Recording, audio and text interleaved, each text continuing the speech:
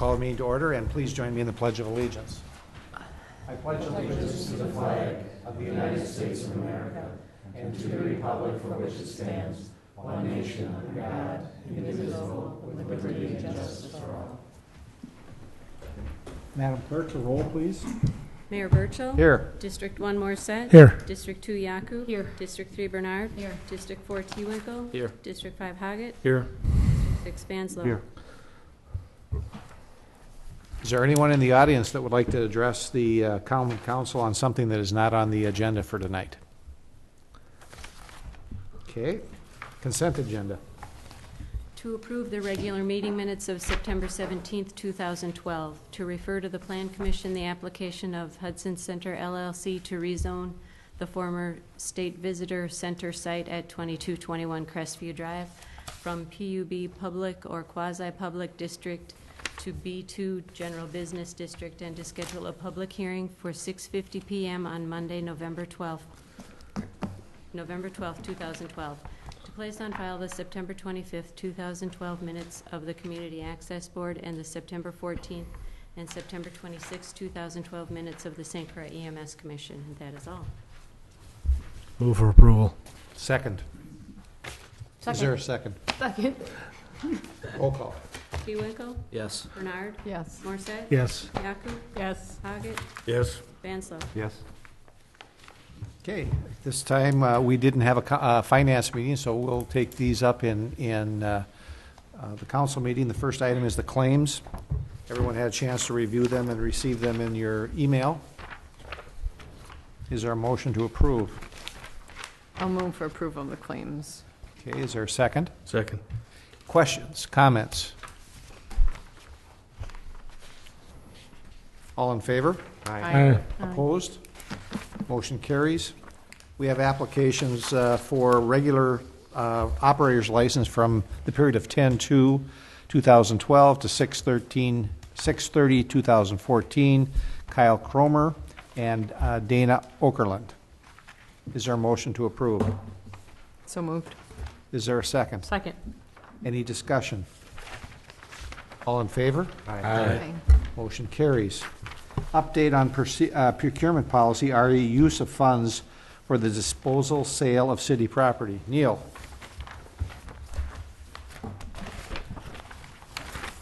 What you have in front of you is a draft of the policy update, 2010 version. It contains language that was requested by the Finance Committee with regard to the use of proceeds of assets that are disposed of, qualifying that those can be used by the department. They would be returned to the fund that they came from, but then reserved for the department for future equipment purchases. Beyond that, there were a number of other updates that I've identified in the issue sheet. There's some clarification on ethical standards for related party transactions. There's some clarification on requirements for compliance with state statutes for public works construction contracts. There's some information in terms of things that would be excluded from our purchase order requirements, and a lot of those are things that you'd like utilities that you typically wouldn't issue a purchase order for, but those weren't explicitly spelled out before. We've talked about, and it really provides, you have a matrix in there that provides better clarification for department heads as to the process to follow based upon different types of expenditures and expenditure levels. We've added language for sole source purchases for things that are under the bid limit. If there's a reason, the department head would have to justify that with Devin, the city administrator. And those are the main changes. There's one thing in there that was omitted that Catherine provides some clarification on today. You'll note in there that there's no local preference policy. And there was language that was passed by the state that eliminated local preference, and Catherine clarified that that only relates to public works contracts that are bid.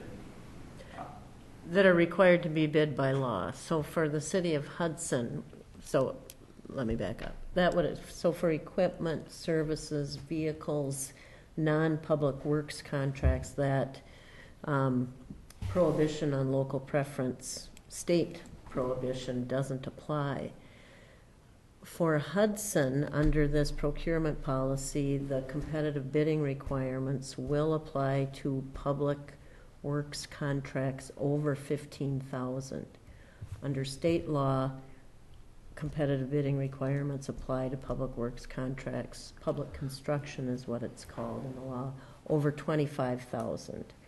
But since the city, to be consistent with its other purchasing guidelines, 15,000 is a demarcation for getting advertising and getting competitive quotes. Devin and Neil wanted to keep the public construction also at 15,000, which is lower than what's required under state law. So for those contracts, anything over 15,000 public construction contracts, there's no local preference. You can't have a local preference. But I think we would recommend adding in local preference language for everything, the same local preference language that was there previously, except for those where we're prohibited by state statute. Yeah. So we have to. So you just We already put back in whatever, what was in there. It would exclude public works and public construction contracts. What's the, If the council wants that. Yep. We're gonna have to go to bid now for anything over 15,000? Public Works Yeah. instead of 25. We had 25. For lot vehicles and that type of thing, there's a different set of Yeah. rules. What about But for trucks for public public works? Trucks, equipment, services, vehicles, non-public construction type contracts. Public works or public construction, they're streets, buildings, sewer infrastructure, any kind of public works type construction contract under state law has to be competitively bid if it's over, estimated to be over 25,000. City staff thought it was easier to follow if the threshold for competitively bidding public construction contracts for the city was over 15,000. So that's a voluntary thing that the city is kind of imposing on itself by adopting, Why? if it adopts this. Why I think would even- we do that? Even before that, there was a requirement for 3 written quotes. So if you look at what the difference is, what's the difference between getting 3 written quotes and going out for a public bid? I mean, the difference is really quite minor that, under any circumstance, you still need, a set of standards. But I think it eliminates some of the confusion, because if you sit there and say every other department, and we went back and forth on this a little bit, but if every other department has a $15,000 standard, but the Public Works has a $25,000 standard just to mirror state statute, our feeling was we were probably better off being consistent. Have you has this gone to Public Works? No. Okay. Except we could give local preference up to 25,000. Not on construction. No, not on Not on construction. Okay, but that was never, Never could after they changed the law. Right, before, under the procurement policy, your threshold for competitively bidding was 25,000. So the local preference never applied to public construction, I don't think. I don't think so. I'm not thinking more about local preference as much as I'm thinking when we go out for bid, we advertise in the paper, how much money do we spend every time we go out for bid? I have no idea how much that amount is. It's a couple hundred. I mean, I was just looking Yeah, at that 100 to today, 100. actually, yeah. I mean, I'm just thinking, why would we put ourselves in a position that we have to go out for bid when It mainly boiled any down lesser to a financial. consistency thing with the amount, because I understand that it's a consistency, but I just find it shocking that we would I think go the other thing smaller in than the here- state requirement. Be Well, I less think than the this. other thing in here that, that we're required to do is for Public Works construction contracts, you were required to have at least one notice in the paper, a Class 1 notice for That's- anything.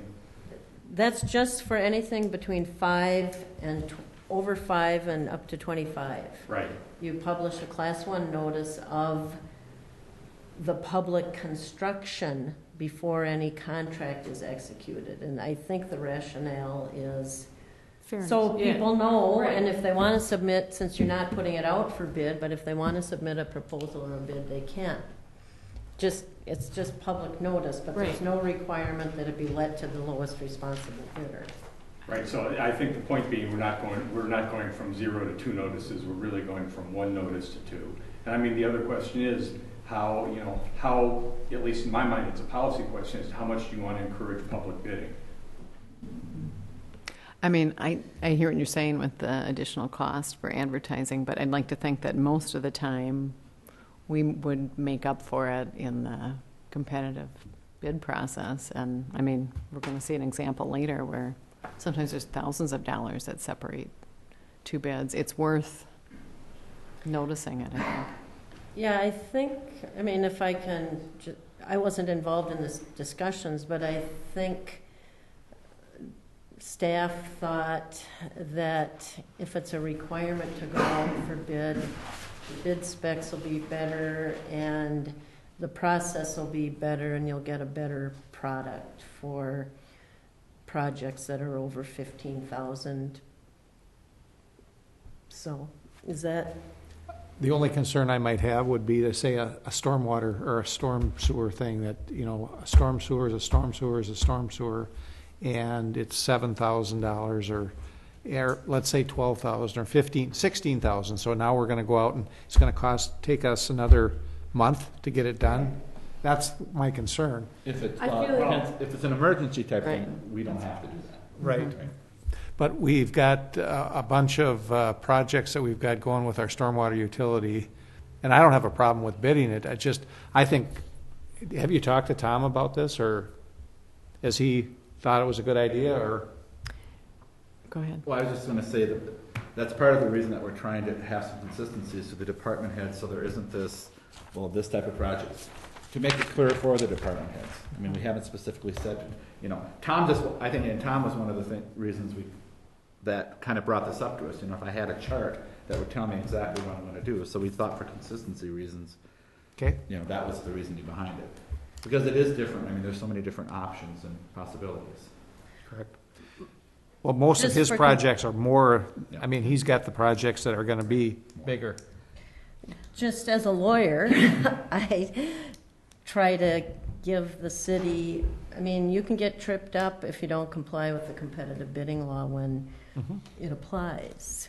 And if it's not complied with, the award is subject to challenge. If you're just consistent with state law, you reduce that exposure a little bit.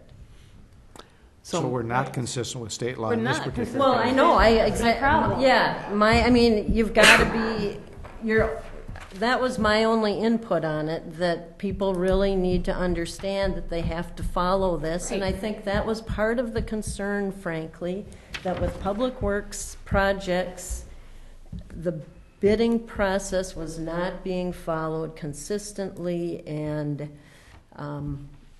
well in terms of preparing specs. And so I think that's why they were trying to make it all consistent. Okay. I'm So just if we not go- comfortable with restricting. I feel like maybe I'm thinking too much into it, but I just think it's a restriction. And I guess the question that's worth asking is, do we think at $15,000 that it's a significant enough of an expenditure that it's worth getting bids on it? Like I said, with the utility box that Tom's going to be purchasing for one of his trucks, the bids range from $12,000 to $15,000. That's significant. I think if we're doing it in other departments, it makes sense to do it in Public Works as well. I mean, my whole point of bringing this up was just, and I realize one thing kind of leads to another, but I think this just is to good. make sure, yeah, it's good, but just to make sure that when we're selling capital equipment, that it's treated the same way across departments. And can I just ask one question about that, please? Let's see, where was it? Because you referred to equipment when you were just doing your little summary, but really, it's going into a fixed asset fund, correct? I mean, if it's purchased as a fixed asset, it's a vehicle. Right. It's going back. And what we would do, just as currently in the general fund, because police vehicles are bought out of the general fund budget as, quote, short-term capital. When those vehicles are sold, they're put into kind of a segregated cash account, I would call it, that says police, reserved for police equipment. So what we would then do is most of the public works equipment is purchased out of our general capital fund. And so what we would do is set up like a parallel account within the general capital fund that as the public works department sells those, we would have a reserve for public works equipment purchases. Okay. I was just double checking that because I thought you referred to equipment at one point. I wanted to make sure we were talking about Okay. large capital expenditures. John, were you done? Yep. John, you had a comment? I was just saying, so if it was consistent with the state, this would say 25,000 plus, not On the 15,000. far right, it would say Okay. 25,000. Correct. So it'd be 5 to 25, would just be written quotes if we were to go that route. Correct. So I'm just curious how many bids come in between 15 and 25,000, and if, I don't know. And most public works inspection categories indicated are going to be more than that. I mean, I suppose there could be a small, But equipment, there's, but equipment doesn't fall under. Equipment was another. No. That's only construction. again, I just go back to, do we think it's a significant enough amount of money that we might save? Well, it's like when we had the situation with, I don't remember what it was anymore. Oh, the Second Street. Second and Vine, and it came in 500 under, and we went to bid anyways. And to me, that was the most frustrating thing we've done, because it was under the policy. It was under the procurement policy. So when it comes to construction, I can see what you're saying with like equipment, like cars and trucks. There can be such a broad, but I think with construction, I mean, You can see How many- huge differences. you can see a huge in difference, construction. but when we're talking those numbers, we're going to have to We're go out. above the Right, threshold. I'm and- talking the smaller construction, it's usually pretty, I don't know, I'm a fan of public, or of bidding, because I just think there becomes too many scenarios where the same person ends up getting every $12,000 or every $16,000 job, every $17,000 job, and pretty soon that looks fishy. well, but also, we don't have to say we're not going to bid. We can bid. There's no question that you can bid. I think the sense among the staff is that it would be followed more consistently if it was just a plain Yeah. requirement in the policy where, okay, anything estimated to be over 15 is going to be competitively bid, because if there's judgment or discretion on whether to bid, it won't. It may not get bid when it probably should. It's finance or city administrator or mayor that on an emergency basis could, It was in there. I think that's what it Yep. said. Yeah. I mean, we had a Where it's- storm sewer that went down and we needed to get it done. Where life property situation exists for potential increased damage to city property, it's not immediately remedied. Operation of a city department, for example, snowplow goes down, that type of thing, or you have declared an emergency. Those are the three exceptions. And those are exceptions as well in the state competitive bidding law. Well, I'll make a motion that we adopt the revisions to the purchasing policy. And then to include back you want the local preference in then too? Yes. State that? Okay. And can I make one other comment that we need to clean up a little bit in here, that all the other portions of the state bidding, 62.15, I think, will apply, which is the emergency, and they have other rules regarding the bidding process. The only thing is those rules will apply anything over 15, estimated to be over 15. Okay. Okay, I will second that. all right. Any other discussion? All in favor? Aye. Opposed? No. Motion carries.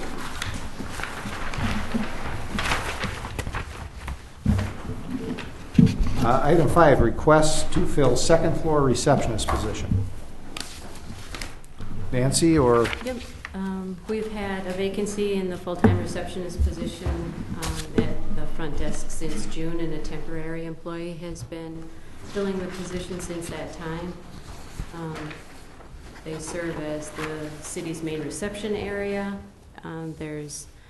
They're the first point of contact for the citizens. I believe it's vital to have an individual available to promptly respond to inquiries from the customers. There's a lot of in-person interaction and payments and applications that are taken at the front desk. There's a long list of duties that were included on the issue sheet that are performed at the front desk about licensing, parking, mail, elections, receiving payments, and assisting with different employees in that office. I respectfully request that the position be approved for filling with a start date of January 3rd, 2013. Okay. Questions? Do you have a budget for it? I mean, is it in your budget? Yes, it would be included. It was in this year's budget as well. Okay, and will you be going out, Yes. starting the process over from We'd Brad? be Accepting seeking applications. and then from that point on, determining what we have to do. When we filled the third floor, I wasn't on council at the time, so when you filled third floor position, there was discussion on whether we need position on both floors, an assistant on both floors, so I'd kind of like to rehash that. I don't know if the third floor, tell me what you think. Well, it's difficult. At that time, there was also some discussion because the court clerk position, I believe, was open as well, and whether we could combine. At that time, the council determined that because of the busyness of both desks, that they needed someone on both floors. So still busyness on both desks? I mean, speaking for the second floor, I mean, Denny would have to address the third floor, but it's pretty consistently busy on the.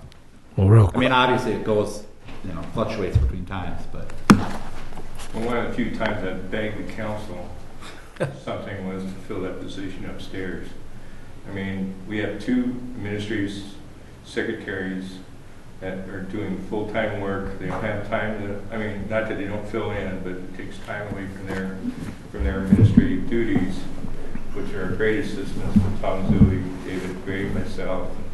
So from that standpoint, certainly we'll look at it, but I know our receptionist is kept busy all day long. Okay. I mean, she does a lot of work filling appointments for David Gray. But this year, it's had an extremely unusual workload due to the large construction projects, plus the general construction within the city is up. So it wouldn't be a good time for us to start trying to, shift some of those responsibilities either into that position or into a different person, but certainly we respect the request to look at it if that's what you want us to do. No, I was just, curious because it had been talked about in the past, and I didn't know if there's, how it's, The layout was different, and we were all on the same floor. That would probably be a possibility too. Then they could handle all of the in and out. But And I gotta tell you, there's nothing more frustrating for our citizens to come in and at that first point of contact to have somebody that's educated and that's able to give direction and do the things that they do up there. There's a lot of stuff she does up front. Yeah. I would agree. Okay. Any other discussion? Yeah, my second question would be then, does the position does it need to be full-time or is part-time? I was going to ask if I could ask a follow-up to that. I mean, is there an ebb and flow during the month? Is there a busy time of the month because of utility billing? I know with elections, that's a whole another ball of wax, but is there anything that would allow us to? Lately, it doesn't seem like there's any free time. We've got so many elections going on, and we had last year. We've got 7,200 utility bills that get mailed out quarterly. So it seems like they're taking payments the whole month that the bill was sent during, and then after elections, you go into licensing, and then and the other difficulty is that if you have some less than full timers, then the rest of the staff then has to be pulled away from what they're doing. I mean, not that it couldn't happen, but then they're having to drop what they're doing. We'd have to, rotate people through. But And with the municipal court too, that's something that's kind of, because again, this is the point of first contact. We're a lot busier with people coming in. Now the court's here. And now the court's here because they don't know where to go. Of course, on Wednesdays, right? But they come in every day because they have to pay a fine. Who do I talk to about this? And I want to see this person be a top-notch person that could, answer those questions, and let's not cheapen it by going part-time because we're trying to save a nickel. It's like, what product are we trying to put out there? It's not cheapening it, right? I'm just wondering if we needed a full-time staff. No, I get your If question. it was Monday through Thursday and their Friday off, and, if that makes it, part-time or whatever, I mean, it's every single day of the week, crazy on, I'm not here all day long, so I'm asking the questions. It's been included in the budget for 2013, It was in 2012, so. 2012 too. So I'll move we approve to accept Nancy's request to fill the vacancy in the receptionist account clerk position. Is there a second? Yeah, I'll second that. Any other discussion? All in favor? Aye. Opposed? Motion carries. Public Works Committee requests the Public Works Department to utilize capital funds for equipment purchases, repairs for the completion of Burton Park playground equipment installation. And I don't see Tom. Well, Tom asked if he could be the meeting, so Okay. Neil and I can- Oh, okay, perfect. Because it hasn't come through Public Works. Well, the box, what came through, they were talking about the loader repairs. That was one thing they talked about. And so then Tom, there's these other issues that came up, so we kind of felt it was all in one issue. Right. There are 3 items here, all 3 of which would require a reallocation of funds. The third of which, the mulch for additional mulch and safety zone edging for Burton Park, would also require approval of a change order. If we go through the issue sheet one by one, on the utility box purchase, what Tom is requesting is that based upon the bids that, or the quotes that he had received, they're $3,058 short from what was appropriated for equipment purchases, and the request is there that they utilize some of the funds from the sale of fixed assets previously this year. Those total $10,951, so he wants to use $3,058 of those dollars that would allow him to accept the bid for the utility box purchase. So that's number one. Number two would be the repairs to the case loader. Those were discussed at the Public Works Committee, and with an estimated amount of $7,500, but could potentially be more depending upon what they find. What Tom is looking to do is to, again, utilize the proceeds from the sale of fixed assets, which the remaining proceeds would be about $7,800, and then anything extra he would use. He has money left in plow equipment purchases that he would utilize those funds for that. The third item would be the purchase for mulch at Burton Park. And what Tom is proposing here is that, and I think as he mentions in his memo, due to changes in the design, there's a change order that would need to be approved for the additional mulch and safety zone edging for $4,400. The source of funds for that Tom is recommending is in the capital fund, and for mulch and safety zone edging, the amount appropriated for that for this year of $10,000, Tom has $1,597 left. And what he would like to do is for the air dryers that were put in all the park's restrooms, he has money left in that and would like to use those funds to cover the difference. Can I ask you about number 3 right off the bat? Because I don't get it when we've got a pile of mulch out there and we're spending money out at the for mulch. We've got our own mulch we made, but we don't use it. That's a Tom question. I don't know for sure, but I think there's certain requirements of what Yes. can be in there. I don't think There it can are. just be mulch that we use, I think there's certain safety requirements. Typically, the ones for playgrounds, they're Rubberized. tumbled or whatnot, and so all the edges are kind of rounded, that you don't really have the sharp edges that you would if, running something through a chipper. I remember Tom talking about that. Well, I remember, but it just doesn't make sense, you know. But I think our insurance requirements require certain things so that we don't end up with Yeah. claims from people getting cut. What was the design change? Does anybody know what the design change was, that we have to put another $4,400 in mulch? I'm kind of curious, I mean, we never heard about it at Park. Yep. That I I can't. haven't heard about it. I mean, $4,400 of mulch is a lot of mulch. Well, then, if Park Board, you haven't heard about it in Park Board? There was edging. Well, I mean, we talked about It was like, and I don't know the breakdown, there was additional edging too. It sounds like the area got The changed, safety but- edging, But yeah. I don't know why it needed to be changed. we talked about the final plan, but I never Okay. was aware of a Number, change. number 3 is not a priority, I mean, right now.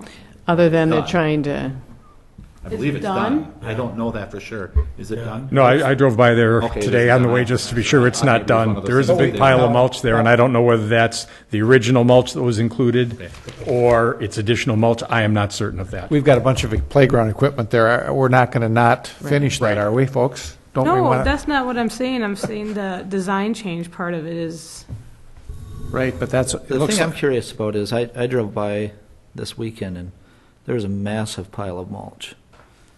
I'm wondering where we find $4,400 more. worth of space to put that on top of the mulch that's already there.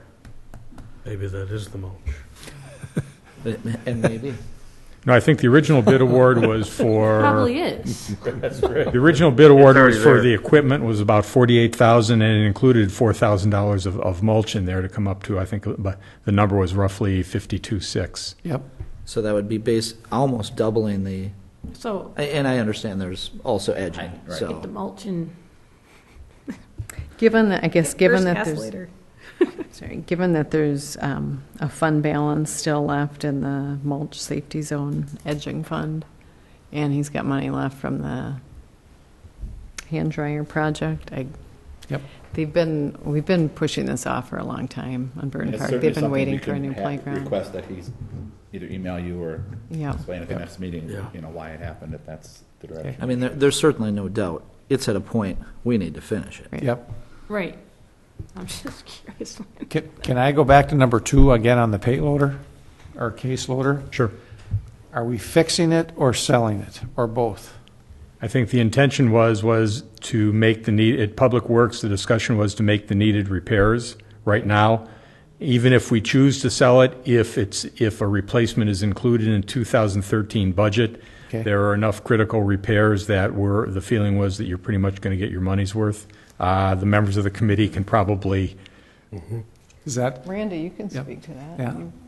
the issue comes in then is that whether we trade this or keep it as a backup for, I think there was We thought. talked about that. yeah, We basically talked about for $8,000, we're going to have a backup loader if, yep, okay, that's what I wanted to know, because I saw that there was something in here, a loader with a question mark, and I think I asked Neil, 150,000, is that what a, well, I Roughly. think in there, I put the loader with the question mark by the plow equipment. Yep, Meaning that, absolutely. that could spit. well, Thomas talked about that Right. before, that, I mean, we use those on the cul-de-sacs, correct? Right. Yes. Yep. Yep. Yep. An extra one would be good. Yes. Okay. Any other questions or comments? Did we have a motion? No motion yet. I'll move for approval. Okay. A second. Any other discussion? Good discussion on that. All in favor? Aye. Opposed? Motion carries. Update on unfinished projects. Karen? Okay, the street maintenance project is complete. The street improvement project, we have curb and gutter down on Grandview. They started pouring the concrete driveways today, so they'll do it tomorrow and probably will have to go into Wednesday to complete them. The gravel has been placed at the alley. The storm sewer was installed today, and we'll be pouring that concrete driveway apron this week. Right now, the plan is to pour that on Wednesday. During the excavation of the alley, the contractor found some old utilities, sanitary sewer, and old water service, so he's worked with the department heads for those two areas and took care of that and got it fixed. You fixed them or abandoned them? They fixed them. Well, they raised the sanitary sewer. It's called a lamp hole, which is just like a clean out. So they raised that. And then the water service actually went to one of the sanitary manholes, and they're going to abandon the water service. So they did both. And then the pre-construction meeting for the Lake Malibu Storm Sewer Improvement Project is scheduled for Wednesday. And then down on private developments, the utilities are completed on Procentive.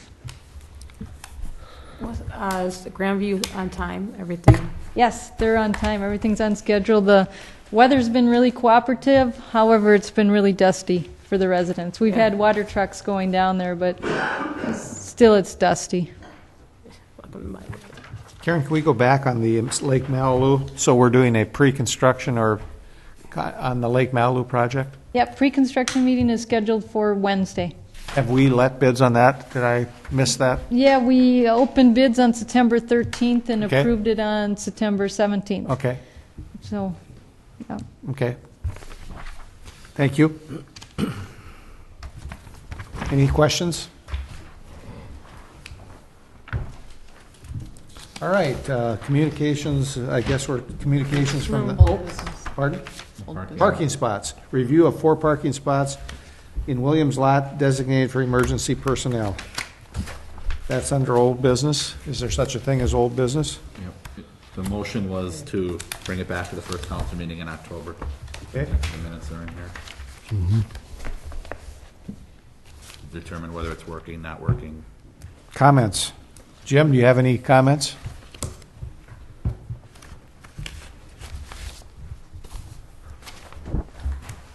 You know, those 4 stalls are working well for us. I would ask the council that they continue leaving it restricted parking for emergency personnel. Have we gotten any pushback from the public? I have not. Jim, did you talk to the guys about parking there only for emergency purposes? No, I didn't. But you certainly, I mean, the council can, the council or whatever can certainly establish guidelines for that.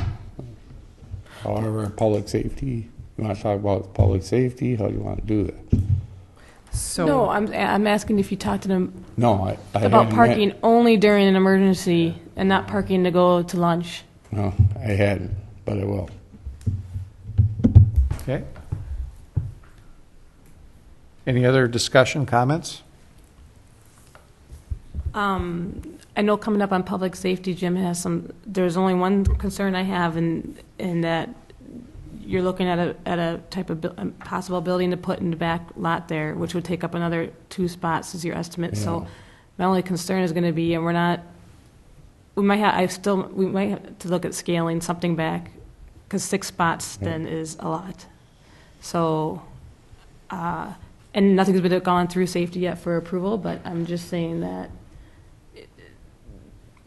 we're going to have to consider that on Thursday when we end discussion, just so you. Okay.